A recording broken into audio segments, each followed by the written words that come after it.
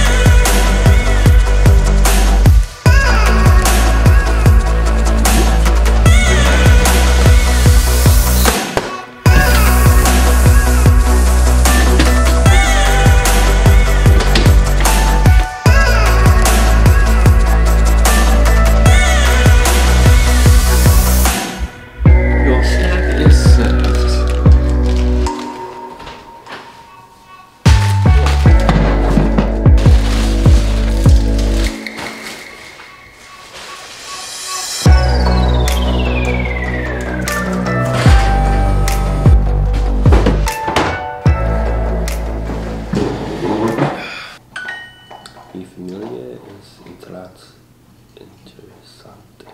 Interesante. Interesante. Interesante. Interesante.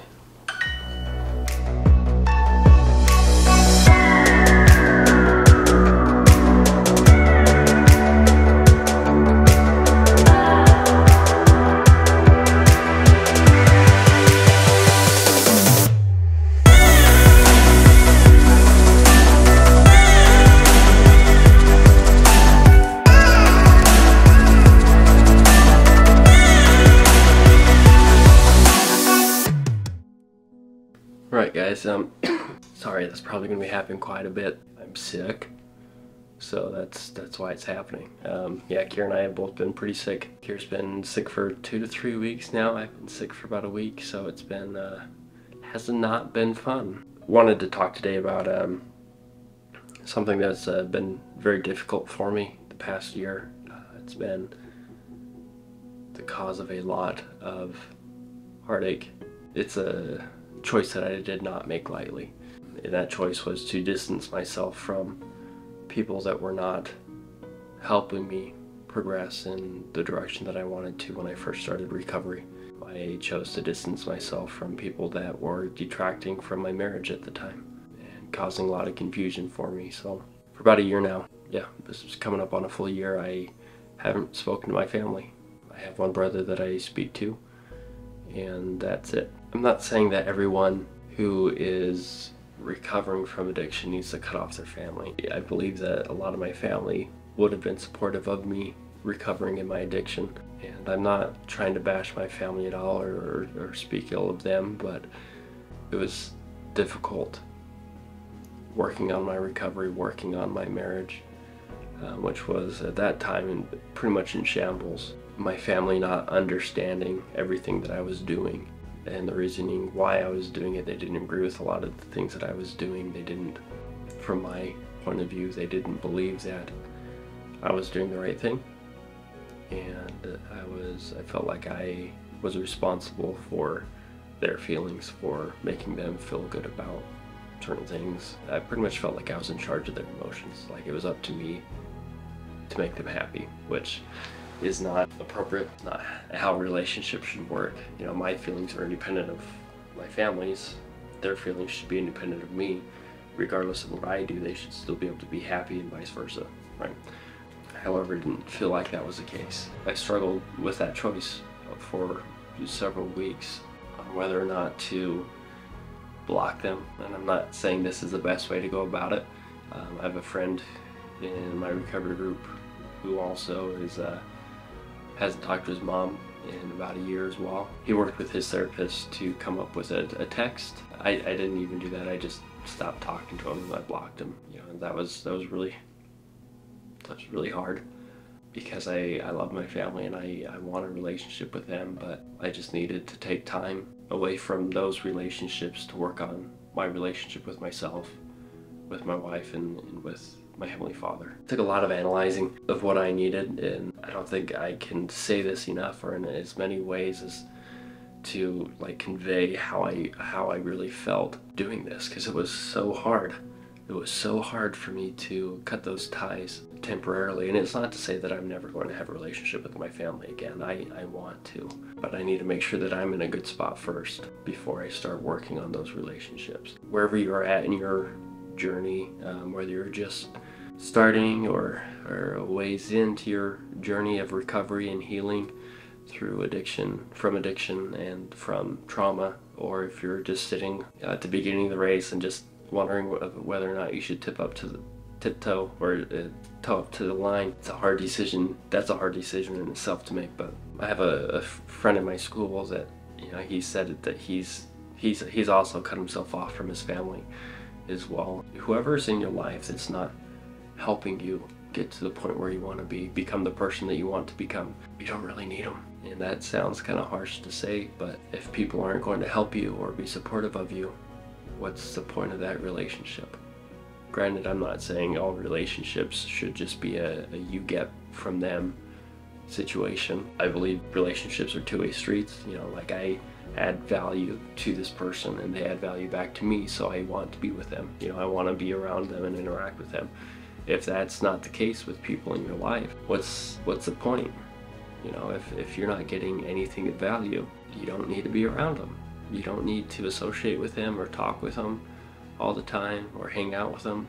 You know, I'm not saying you have to block them and completely cut ties with them, but maybe not hanging out with them as much. You know, because if you're trying to change your life, the people that you hang around with right now, conducive to you living that lifestyle you no longer want.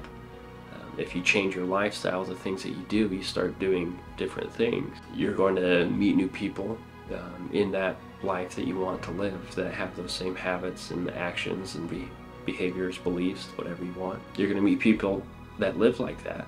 Those are going to be the people that you want to hang around with. When you start going back to the old people you used to be around, more often than not be pulled back into the same behaviors that you are trying to get rid of. If people are physically abusive, obviously you should leave. If they're mentally and verbally abusive, you should leave those relationships too. Or talk, if they're in a state of mind where you can talk with them about it and try to work things out, that's great. But if not, you don't need that relationship. I cannot tell you how beneficial it's been for me, for my relationship with Kiera, taking a step back from the relationship with my family. I know that sounds like my family's awful, they're horrible people. I don't believe that. I believe they weren't the best influence on me when it came to my relationship with my wife though. And I want a good relationship with my wife. That's who I chose to be with. I married her. So if I want to have good influences on me, then I needed to take a step away from prior relationships that I had, relationships with my immediate family. It's been very hard. Growing up, I always thought the best of my family. I always thought they were amazing people, and they still are. They have amazing qualities. I've just come to realize that they're people too. You know, they're not the superheroes I thought they were. You know, whenever I have kids, they're probably going to realize that I'm not the superhero I thought they were. I'm not the superhero that they thought I was. Yep. I do not envy you guys if you are just trying to decide whether or not to cut people out of your life or distance yourself. It's a hard choice. It's a hard decision, and it's not one to be taken lightly. Some relationships are easier to cut off than others, you know. That guy who always takes advantage of you and never really been there for you, but you would hang out with him every now and then. Those ones are easy to cut. But I'm talking more about the deep relationships, the ones that are supposed to be intimate, you know, emotionally intimate relationships. Those are the hard ones to cut off, to remove yourself from. And anyways, if you guys have questions about my experience, just leave a comment. If you like the video, please give it a thumbs up, subscribe, and share the video. That does a lot to help my channel and to help a lot of other people. And that's, like I've said over and over, you know, this is what I want to do. I want to help other people.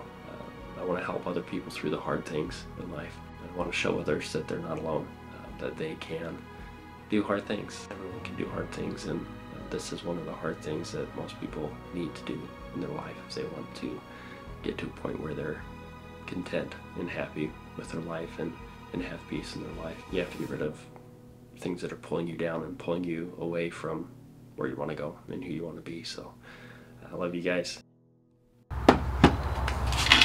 Today I'm going to be working on a little project I've wanted to do for a while. I won't be able to finish it all today. I'm going to have to buy some plants for it, but I'm excited for how it's going to turn out. Okay, so essentially what I'm going to be doing is turning this pallet into a planter box, a vertical garden flower planter box thing for Kiera and Rosie.